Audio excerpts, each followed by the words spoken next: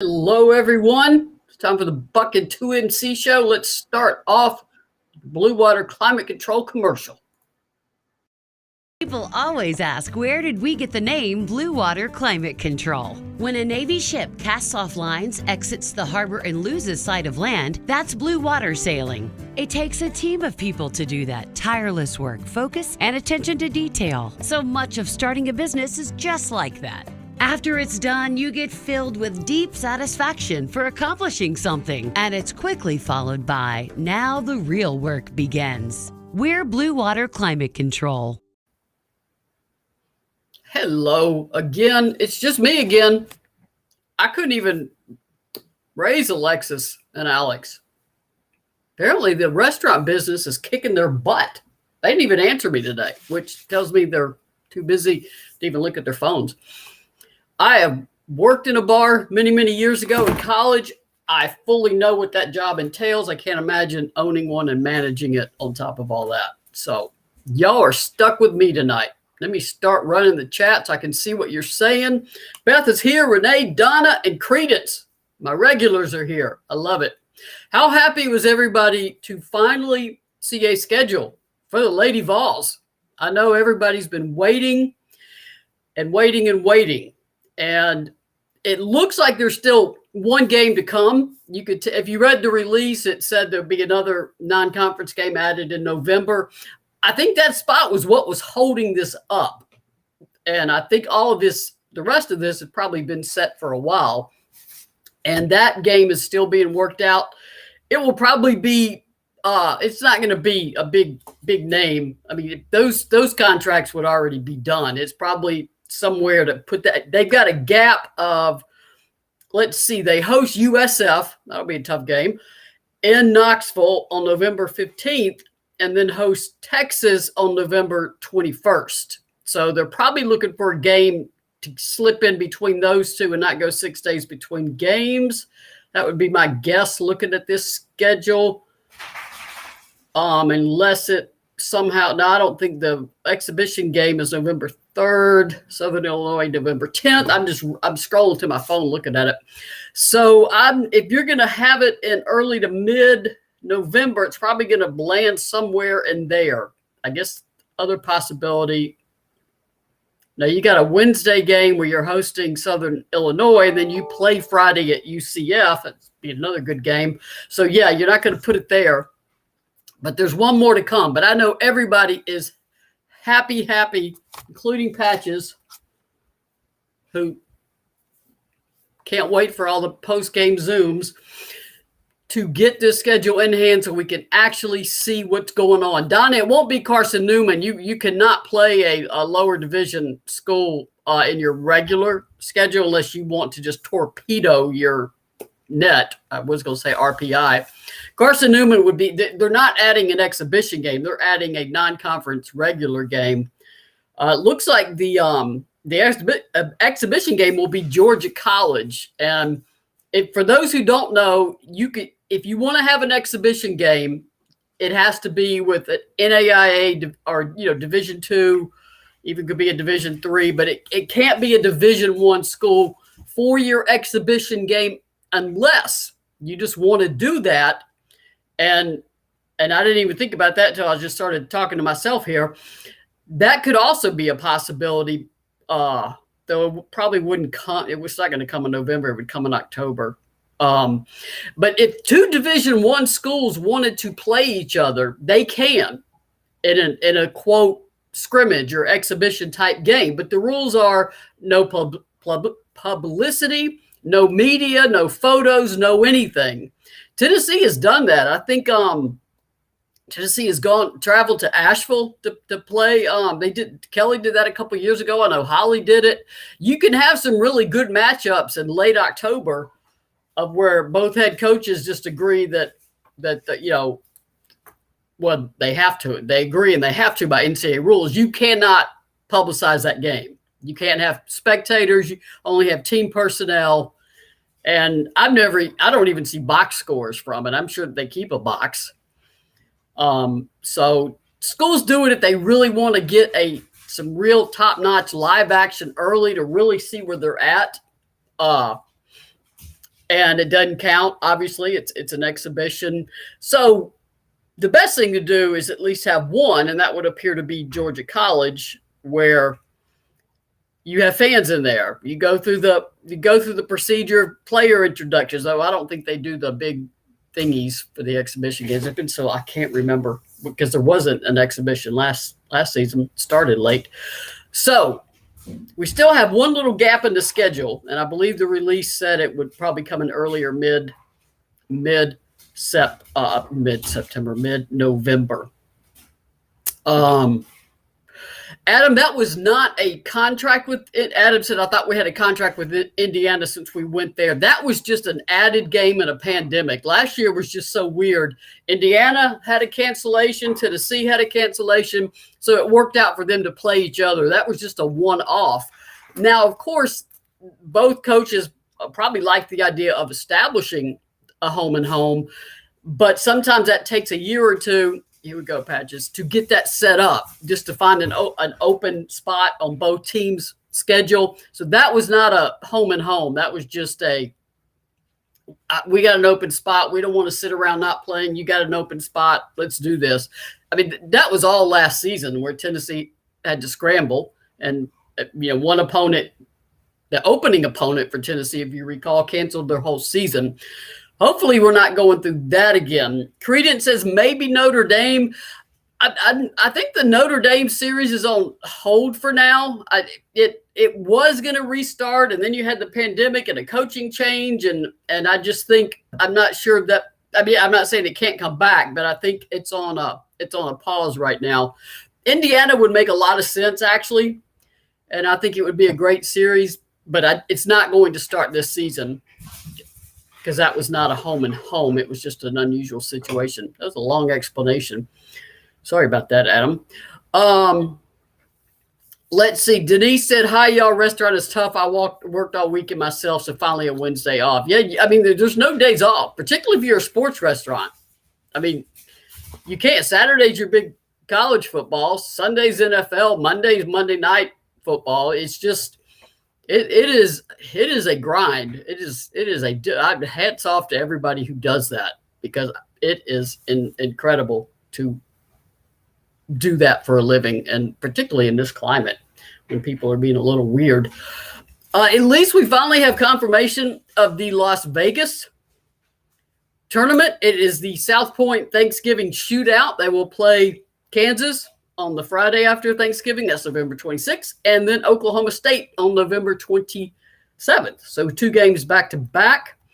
Interestingly enough, before they leave for that, they will play Texas in Knoxville on Sunday. So Tennessee's basically joined the Big 12, what's left of it anyway, this season, with Texas, Kansas, and Oklahoma State, all 3 in a row. It's nice to have Stanford here. There's a tough schedule. I mean, Stanford, UConn, Texas. They go to Virginia Tech. It's always good to go on the road and play a team. UCF in Orlando, and then USF back in Knoxville. Sorry, I know my dogs are misbehaving. I got thirsty. See, I need Candace. I need Candace. Candace be great, but Candace is a little busy. I need Alexis here to break it up so I don't have to talk the whole time. Make sure I'm not missing any other questions. We need a home with an Ohio school for Jordan to get our home game. Yeah. Yeah. I mean, we got to Ray's senior year to get one in. So for Jordan, I guess it'll have to be next year, because I'm not aware of. It'll be whatever Tennessee's adding to the schedule. It will be a home game, so it would not be a homecoming game. And obviously, Tamari, same position, need to get her home to North Carolina for that game. I'm glad they were able to get Ray. I've been on the Zooms. I had a long one today, and she did this the entire time. Yeah, Patches. I know. Everybody wants to see Patches. Jessica said I was able to visit Lex at Tap 40 Saturday. Jessica, how's she doing? She's. I mean, that's just got to be. I don't know. I couldn't do it. Patches has to work long hours to groom your. She does. She best to make sure I'm all cleaned up, ready to go. Credence got to meet Coach Harper. That is cool. That's very cool. They had picture day today. You could, if you're on social media, you can certainly tell that from all the photos going up. Beth said, I'm planning to go to the Virginia Tech game. That'll be a good one. At least they're coming closer. Donna, who said, Kimberly said, will the Thanksgiving tournament count as Ray's homecoming? Yes, that is right in her hometown. She's from Las Vegas, so you can't get any closer to home than that. And it's nice for her because it's a Thanksgiving tournament, so she gets to go home for Thanksgiving, see her family. I mean, she'll stay, they'll stay at the hotel with the team, but mom and dad are right there. And if you go for a Thanksgiving tournament, you're going to have a big feast at the hotel and do fun stuff. So it'll be that's a nice homecoming for Ray. So I'm glad they got that organized. Let me look for my graphics, see if I can find. Yeah, here we go. There's photo day, and I don't know where my background is again. It was working before, and then it went away. I don't know. I have no idea. So y'all get the background of my jerseys and assorted little things. Let's see. You can obviously, that's all 14 players. It's Marta waving from the back. She's probably running off. She's probably just gotten a photo done. That's all 14 of them. It's always good to see them all. Count them all. Make sure they are all there. So they're all accounted for. Really cool photo, too, of the new assistants. There's Joy McCorvey and Samantha Williams. Everybody's all dressed up for photo day. Y'all know that. It is a big deal. Got to get your hair done. Got to get your clothes right. Got to get everything ready for photo day. So, and you'll see these photos, obviously, in the media guide and promotional photos and some of the graphics and things that they do during the games. So it's a big day. It's a big, big day to get photos done, particularly when you got to get new headshots and new team shots. And I saw a team photo of everybody. I didn't find it to post, but I saw it. So that is really nice.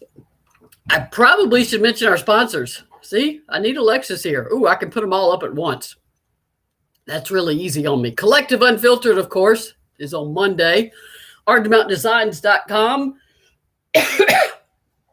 I'm going to kill Alexis if she doesn't get here back soon. I can't talk this much. The Gold Standard, Jamel Johnson, former Lady Vol soccer player. And talk about soccer. Wow.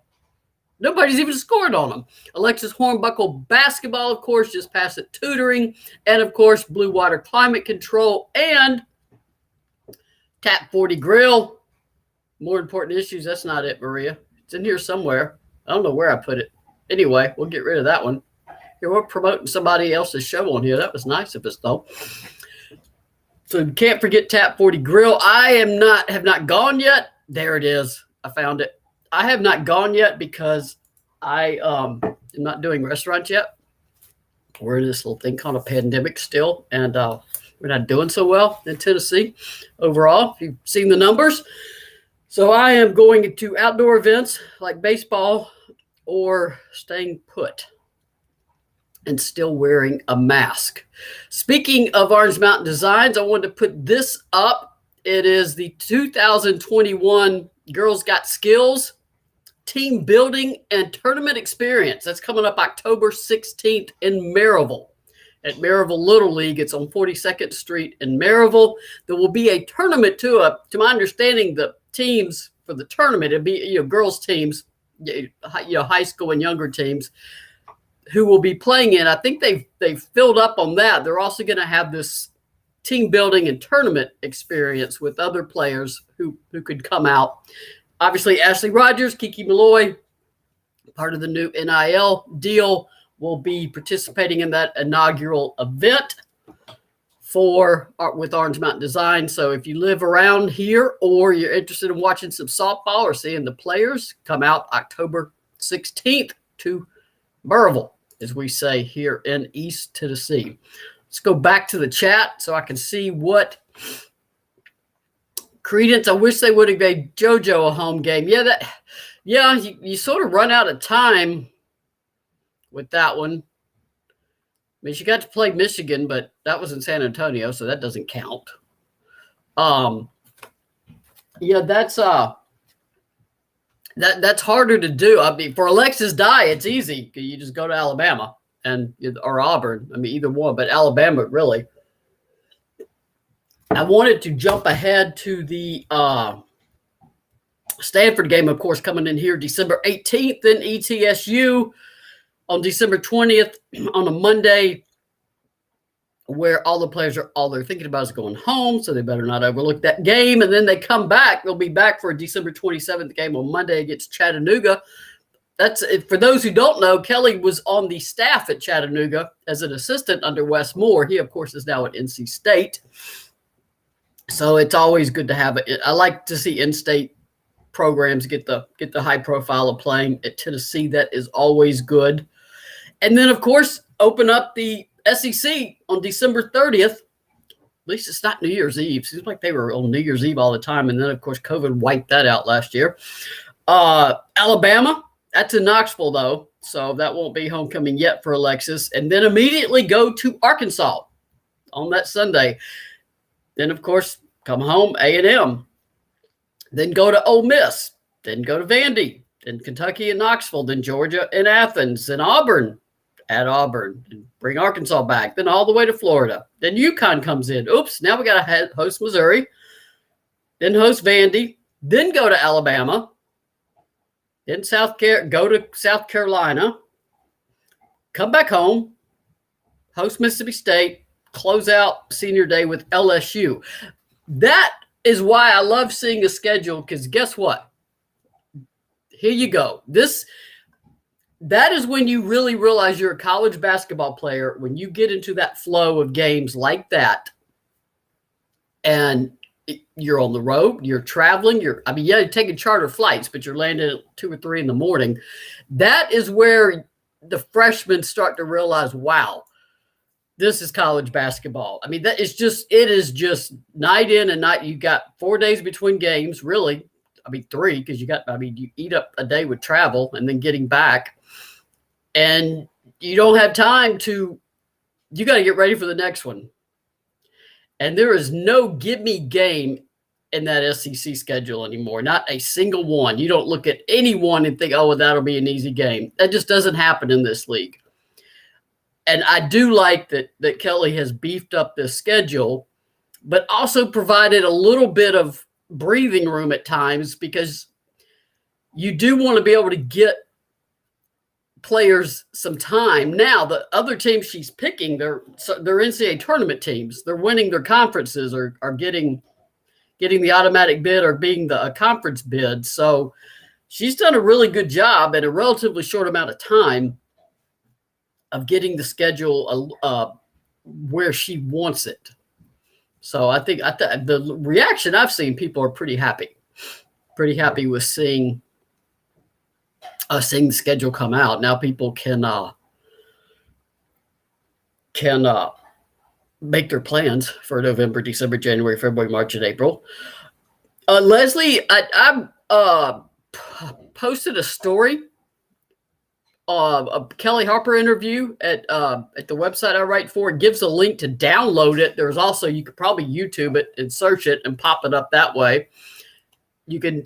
There's also a free preview on YouTube. If you've never seen it, I highly recommend it. It is an incredible documentary that they did with that team. And that is not the story that HBO Sports thought they were going to get. Because I remember when they were getting ready to debut it. And they were coming for the coronation of Tennessee. They were expecting, the Tennessee to come off the 96 national championship. Chamique Holdsclaw still back. This was pre-Tamika and Samika coming in.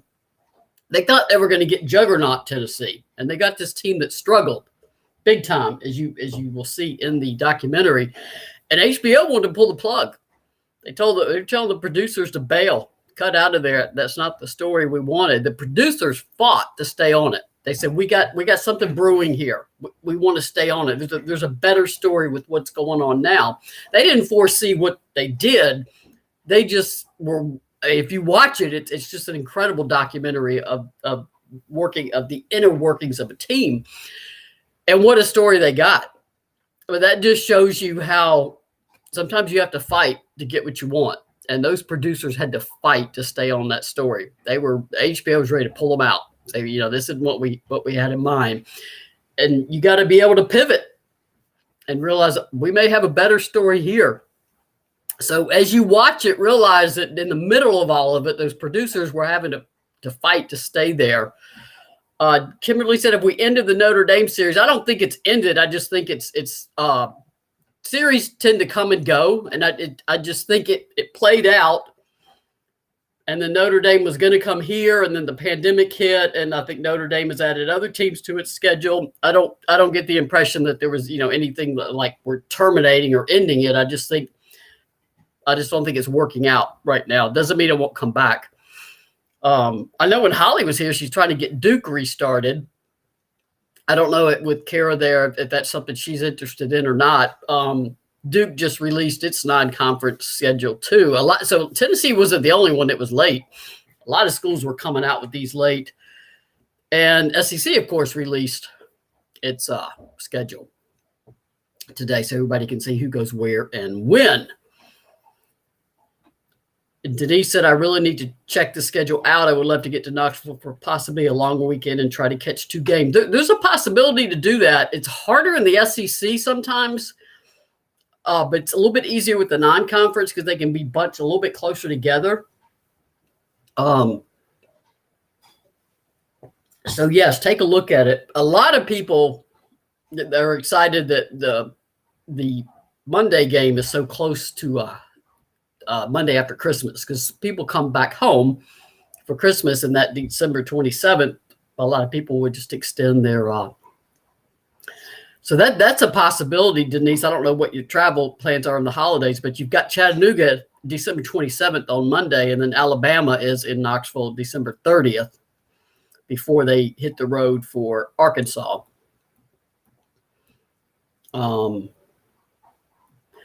So, yeah, you've got some options there.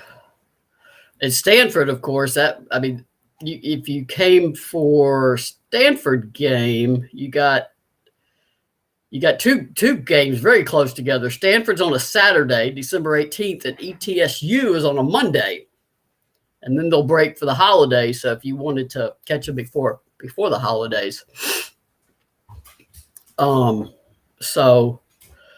Yeah, Renee said Duke's non-conference schedule was not impressive this year. I agree. I looked at it and thought, wow, that's it's not a lot of Power 5 in there. But I also know that when you're a new coach, and this is Kara's second year, but technically what did Duke play? Just a handful of games before ending last season. When you just come in, a lot of times these contracts are set. You don't have because Kelly had to play out some contracts. So I'll be curious to see if when Kara has time, if she upgrades that non-conference schedule. I would think with the players she's amassing, she got 8 transfers now. She got a starting lineup and a bench out of the portal. So I think it would be probably something, because she played here. She's used to taking on tough opponents. My best guess is that a lot of that she may have inherited, and you got to finish out the contracts. So Renee said a pandemic will have to die down considerably before I travel to a game again. I certainly understand. It's not, we're not doing well in the Southeast right now with new infections or hospitalizations are up. National numbers are starting to look a little better, which is a good sign, but we could use some work in the Southeast. So hopefully, Renee, we will be able to get you up here, I guess, from where you're coming.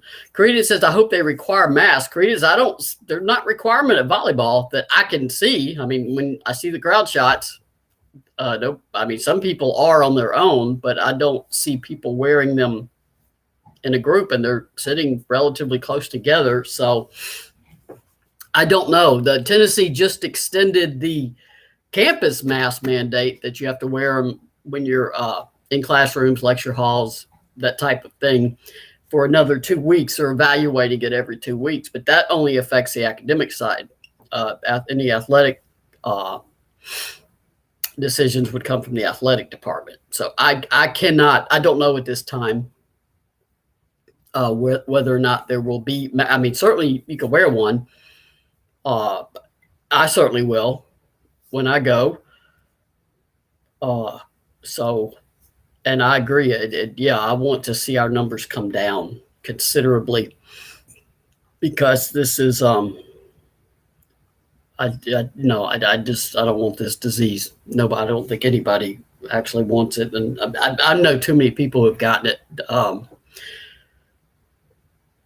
I know some people who have passed from it. It's just, it's scary, and it's disruptive. I mean, I've got a good friend that got it through no fault of her own, and she was vaccinated and is doing well, but my goodness, still sick and still trying to get over it. Yeah, Chatina, are you feeling okay? Yeah, we're sitting here talking about COVID. Yeah, I something was in my throat right before I started this. And I still haven't felt like I got it all washed down.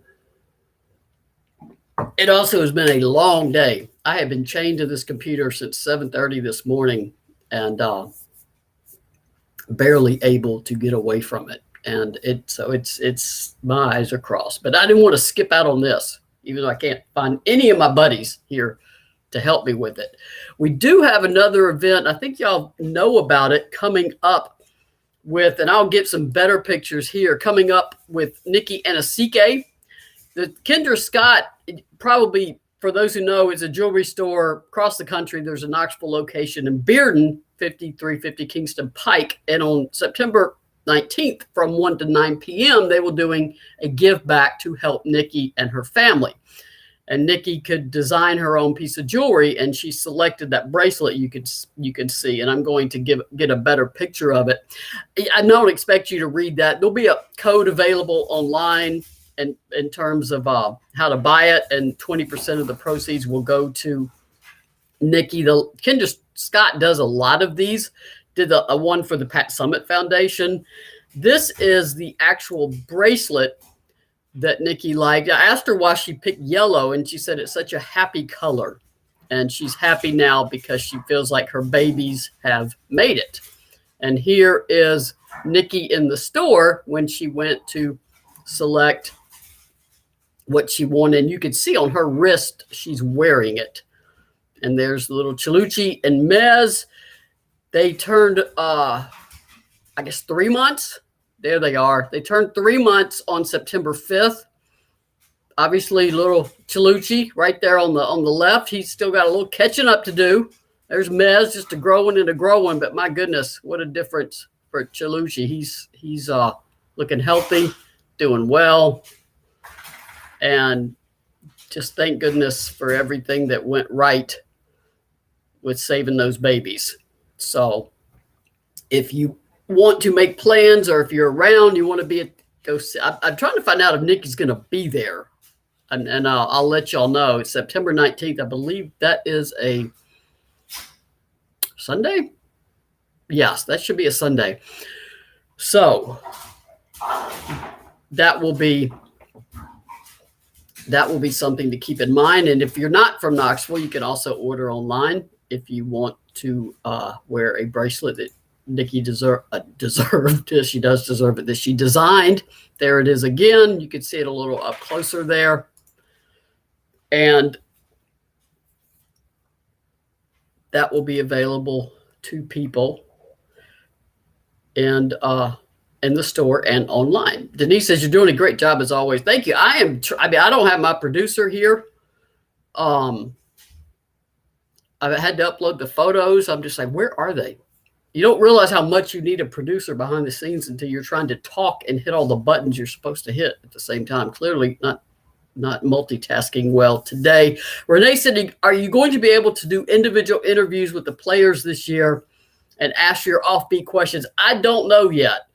I don't know. I don't think that anybody knows what media protocols are going to be. I have seen with football that they're doing in-person press conferences, but there's distance there that, they're in the media room and they're taking fielding questions. I have noticed reporters wearing masks and standing back and asking questions, but that's football and they're able to be outside. So I mean, at the rate we're going, I don't see them opening up us for one-on-one interviews in person right now.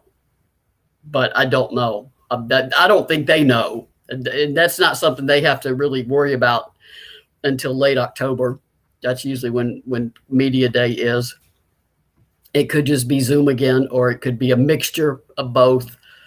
I would love to be able to do that because that was one of my fun things on media day was just to kind of get to know these players off beat. I was wondering, how am I going to get through 14 players in the allotted time? I have to limit the questions, but maybe if I can't do it in person, I can do it on Zoom and do it that way so y'all can still hear them. Beth said your interview with Kelly was great. She seems to really like this team. Thank you, Beth. She does.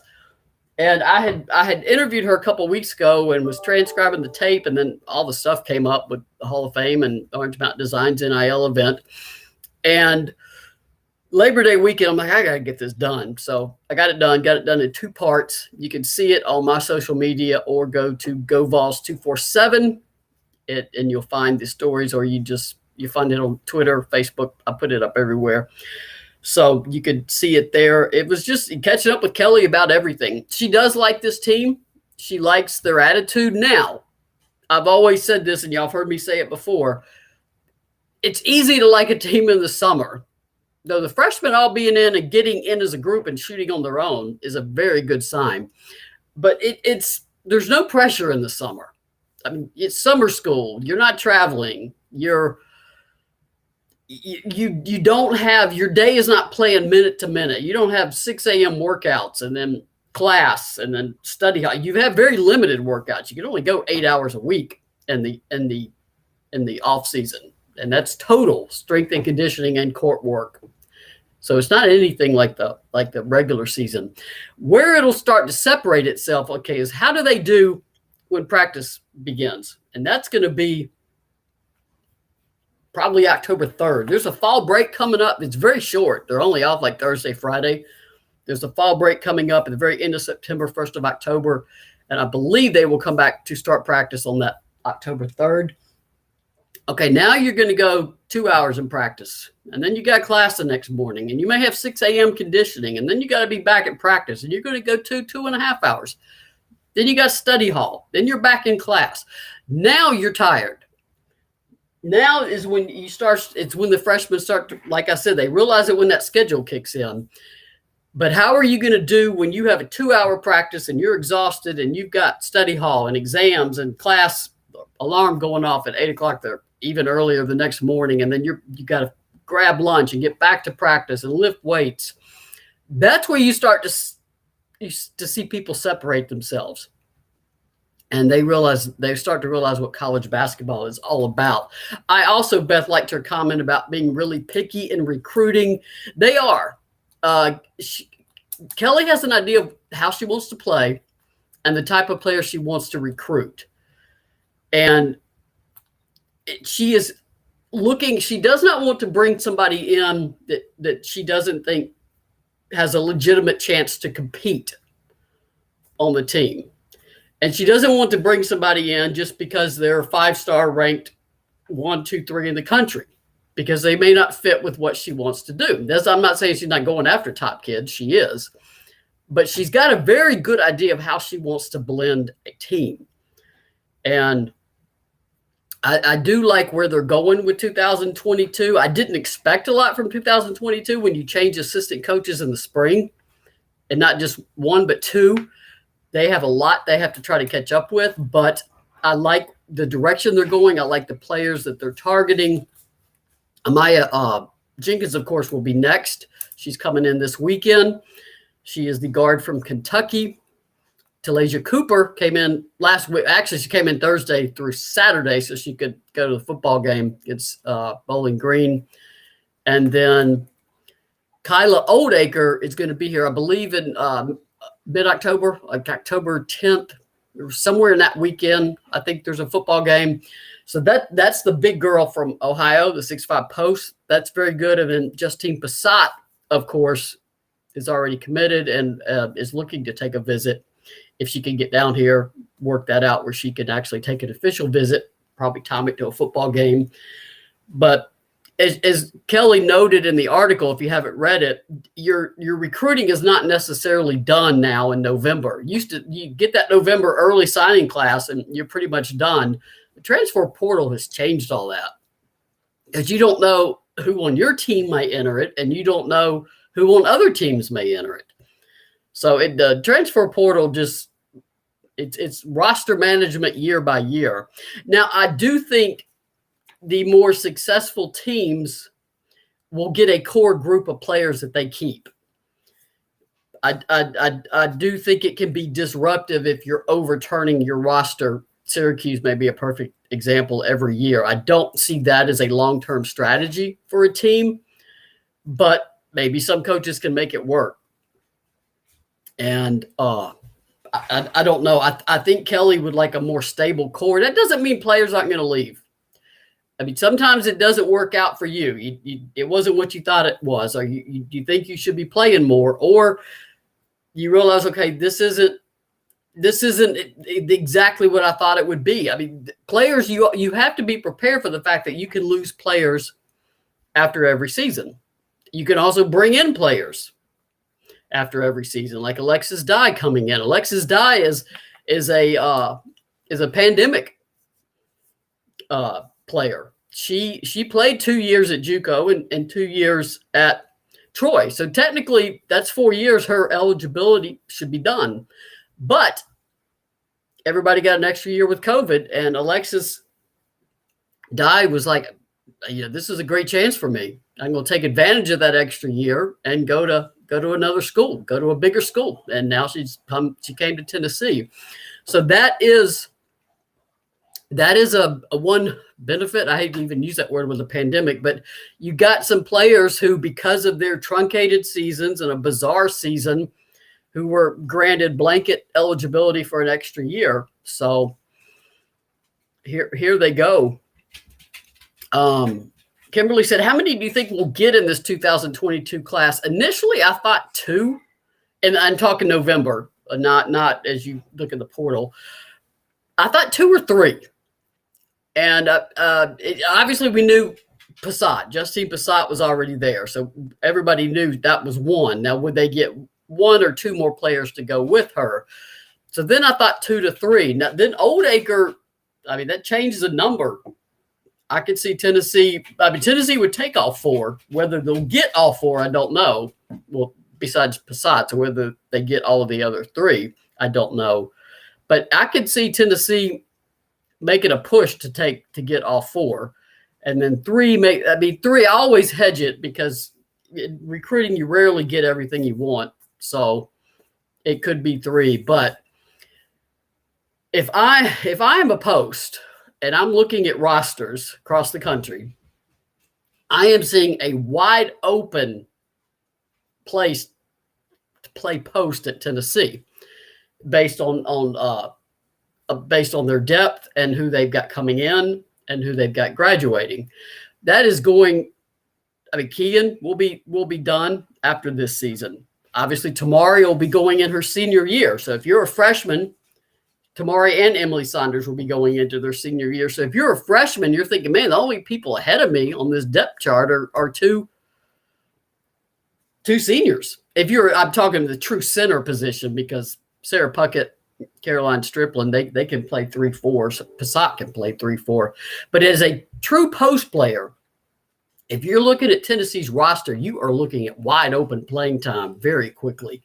So I'll be curious to see what Oldacre does. She's getting a lot of recruiting. I mean, big time schools flooded in on her. Duke, I think Duke may be Tennessee's biggest competition for her. So be interesting to see what she does. But the good news is that Tennessee made up a lot of time with Samantha and Joy coming in here. And that's not easy to do. The 2022s, they essentially had a couple months to recruit them. And recruiting is all about relationships. I'm going to put their photo up again. That's Joy and Sam. They have, take a sip of water. They have done an incredible job in a short amount of time, a very short amount of time. So shout out to Joy and Coach Sam. Because you think about how long you recruit players. You recruit players 2, 3, 4 years in advance. And they've had a couple months to really get to know these 2022s. Tennessee is in on everybody in 2023. I mean, they are in on some top names in 2023. That was probably the class that they were really targeting because they got a full year to recruit them. And Kelly can coach. I think everybody saw that last year. I mean, should have beaten UConn. One missed defensive assignment from beating UConn. And obviously came back and beat South Carolina. Tennessee, until that South Carolina game in Greenville in the SEC tournament, did not get overmatched by anybody. And by that time, Tennessee was limping. I mean, we think now we all realize how hurt Renaya Davis's foot was. She missed her whole WNBA season with a stress fracture. So Kelly can coach. That is not in question. She knows what she's doing. She's got a plan. I mean, she talked about how she's already outlining her curriculum for basketball. She's like Pat. I mean, she's getting this stuff done. She's got a plan for what she wants to do every week. The question is, can she recruit? And can she get people to help her recruit? And that's a resounding yes. So if Tennessee can get the combination of getting their recruiting back to how they want it with the coaching ability of Kelly, and Sam and Joy have been a breath of fresh air too. They're very vocal. Kelly described them as very aggressive in practice. They use their voice. You hear them. And that is good because a quiet assistant, you want assistants to counterbalance the coach sometimes, but if you're too quiet, the players don't hear you, and they have connected with the players right away. If they can put those two things together, Tennessee's going to be back probably sooner than people think. And by back, I mean cutting down nets. I think they can compete for the SEC this year. It's a stacked league, and there's some teams that are just loaded coming back. And a Final Four is not. I don't think anybody's predicting Tennessee at the Final Four this year. I mean, you could go out on a limb and say that. So, but I think they will get back to a Final Four quicker than people think, and I think they will cut some nets down quicker than people think. And I just heard back from Nikki. Let's see. Nikki will make it out to the store for that event. That's Nikki Anasike. I'll find out what date and what time. She will be able to come out to the store. So I'll find out when, if people are local and want to be able to see her. Hopefully she'll even bring the little babies over, because everybody knows I've got to see those babies. I've been wearing a bunch of masks, but I got to see those babies. Marianne said, do you believe the Lady Vols are progressing faster than people expected? I do. I do, Marianne. I really do. I think there were people who were wondering about Kelly's hire. I wasn't one of them. I mean, my top two were Nikki Fargas and Kelly Harper. That was it. But I wasn't on the hiring committee, of course. So I'm reading the comments to make sure I don't miss any. Marianne, I really do. I think she's progressing fast. I think we saw that last year. I mean, Tennessee, like I said, was never overmatched in a game. Never looked like never got where the fourth quarter and you're like, man, they're done. You know, there were some games before where you just knew that they're not going to make it in this fourth quarter. But like I said, one missed defensive assignment, and otherwise they beat Connecticut. So I mean, that's big. That's a big improvement in terms of competing at a top level. Now, Connecticut this year that's a loaded team. There are so many. I just keep saying that. There's so many loaded teams. This is a difficult sport now. It is not like when Pat was coaching. I mean, Pat had difficult teams that could compete, but I mean, the SEC, there might be 1, 2, 3 teams that could really challenge Tennessee on any given year. So it's a different environment because you don't sleep on any SEC team anywhere anymore. Kathy says selected to finish second. That was some website thing. I don't pay much attention to those. I never have. I'm always curious to see what SEC coaches and writers predict. They tend to get a little bit closer. I don't know. I think second would be outstanding. I mean, they're wanting to definitely finish in the top 4. And Tennessee was within a couple points of finishing second in the league last year. So I do think the SEC is even tougher this year. LSU will be tougher. That's a heck of a way for Tennessee to end its SEC schedule. Kim Mulkey coming to Thompson Bowling Arena for Senior Day. That'll be fun. So that's a heck of a Senior Day opponent. Those games tend to be bloodbaths anyway. I mean, it's another SEC team that has benefited immensely from the transfer portal. The transfer portal has literally changed the game. Yeah, world exposure or something. Yeah, like I said, I don't pay a lot of attention to various website predictions. I mean, they're fun to talk about. It's just like bracketology when everybody starts. I mean, it's fun to talk about, but I don't put a lot of stock in it. I am curious always what the SEC coaches think. Always curious to see what they're thinking. But they're not always thinking clearly either. Particularly the all SEC teams and such. I probably said enough about that a year ago or last March, so I'll leave that one alone. But I don't know. It can get awfully political with all polls, and I would warn people about that too. It can get awfully political when you start getting into any predictions. There's rarely anybody that's just doing it. It's unbiased and is just is nice as they just like. Okay, I'm going to look at these teams. I'm going to look at who's coming back. I'm going to look at how they're doing, and I'm going to rank them. Usually, people have an agenda somewhere in their rankings. So I say enjoy them, talk about them, don't take them seriously. Any of them. They'll figure it out on the court, thank goodness. Yeah, Kathy, SEC coaches and I've said it before, the SEC coaches aren't real thrilled at Tennessee's resurgence at all. Because Tennessee is still such an incredible school and such an incredible program with such a storied and incredible history. And Tennessee becoming really good again. I mean, Tennessee, it's not like Tennessee's been awful. Tennessee's been competing, and they've been in NCAA tournaments. But Tennessee being really, really good again is not good news for them because that makes their job a lot harder. It makes it harder in recruiting, makes it harder in matchups, it makes it harder in everything. There's not a single SEC coach out there, so maybe the ones that were former Lady Vols, rooting for Tennessee to make it. They don't want that.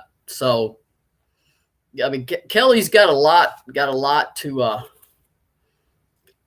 do to get Tennessee back, but she's got a plan to do it. And I think I haven't talked to her about it because I can't ask her about specific recruiting until after anybody is signed. But I can ask general questions, and I'm going to ask her because I would talk to Pat about this. The negative recruiting against Tennessee was just wicked. With Pat, I mean, wicked, and because they were so intimidated by her, they knew they couldn't beat her. They couldn't, so they had to take a very underhanded approach to how they recruited against her. And Pat's approach was, here's why you should come to Tennessee. Do this and this and this. She didn't recruit against another team, but I mean, they would just make things up about Pat and recruiting. And I bet Kelly's dealing with that too. And the thing about kids now is it gets back to them. It gets back to the coaches and the kids talk. Because there's so many different, I mean, you could pick up your phone and text a coach or private message a coach or DM in your social media. So it's not like, a coach can't get a text that says, hey, Coach so-and-so just said this about you. Is this true? So I at some point, I'm going to ask Kelly, are you starting to deal with that the way Pat did? Because, I mean, it got ugly. It got ugly. So I will say with great confidence that the rest of the SEC does not want to see Tennessee back. And I'm smiling when I say that because Tennessee's coming back and they don't like it. The hiring of Samantha Williams just like froze people in their tracks. They're like, oh my goodness, Kelly's got one of the best recruiters in the game now. And then you add Joy, an up and coming coach, enthusiastic, qualified, immensely qualified. I mean, she was a heck of a post player at St. John. She was an undersized post player and, held her own when the Big East was the Big East. So it is it'll be fun to watch. But yeah, I always preach patience. Y'all know that. Preach patience with all the give them time. Let the team gel. You still got 5 newcomers, 4 freshmen. I don't put expectations on freshmen. Once they get into it and the routine and the day-to-day challenges of being a college athlete, they don't need any more pressure on them. They give them time to figure it out. But I just realized I think we got another show at 8, so I better get out of here. Thank you for putting up with me as I meandered around the graphics and the chat. I think I got everything. We have a schedule now, so you can plan your fall and winter accordingly. And I do have another question. Was the Lady Vol basketball program the first to have players sign NIL deals? No, Mark, there's 2 twins out at Fresno State, which I think it's Fresno State, but just goes to show you that it's not necessarily who you play for, but what your social media is. They already had an incredibly active Instagram. Was it Fresno State or a school in Nevada? Anyway, they're 2 twins. And they signed a huge deal. It was with the communications, I think a cellular, was it? I don't want to say the one because I'll get it wrong and I'll make somebody mad, but I believe it was a cell phone company. And they signed a huge contract. And that's because their YouTube, their Instagram they just loaded with followers and they already produced the content. Now they can just monetize it. So Tennessee, I think, was one of the first, particularly to have one that was so visible and multiple sports, obviously softball and basketball. So, but for all the players who are thinking about NIL or looking at opportunities, with what I just said being an exception, because those kids had 6 figures in number, or not 6 figures, I think it was 6 figures in number of followers that they already had on social media. The results on the court is what's going to matter.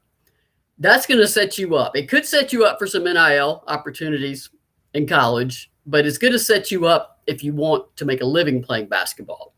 So you want to do this. You want exposure for you and your brand and your image, but you got to get it done on the court. So you don't want that to interfere or overtake what you're trying to do on the basketball court. And you're still a student. I mean, these kids are still 19, 20, 21 years old. You're still a student. You're still trying to figure out all of that stuff. So it will be interesting to see where it goes. I will read one more comment. They're not even texting. Maybe they're not even doing a show. Top 5, Ashland Shade said the coaches at Tennessee are fantastic and included us in her top 8. Yes, I mean, that's one of the 2023s that they're going after. And I noticed when she did that, Kimberly, Justine Passat immediately retweeted about Tennessee coaches. So as you start to get players like Justine Passat and other players that want to come to Tennessee, they start talking to their friends. So it builds on itself. It has a snowball effect in a positive way. Well, y'all have a good night. Maybe next week I won't have to talk the entire time and click all the buttons, and we'll actually have a background and not my We Back Pat and breast cancer t-shirts and a sort of memorabilia. So hopefully we will get that done next week if I can track down my co-host and producer. So y'all have a great evening. I am going to, I think, stop working and get something to eat. I can see myself now. Man, I do look rough. I appreciate Shatina asking if I was okay. It's a good question. And I will get some rest and get some food and see you guys in a week or on the internets out there. Y'all take care. Have a good evening and peace.